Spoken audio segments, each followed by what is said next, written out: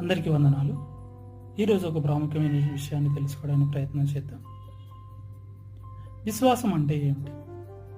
Hebrew పత్రిక 11వ అధ్యాయం 1వ వచనంలో విశ్వాసం అన్నది నిరీక్షింపబడు వాటి యొక్క నిజ స్వరూపము, అదృశ్యమైనవి ఉన్నవనుటకు రుజువై ఉన్నది.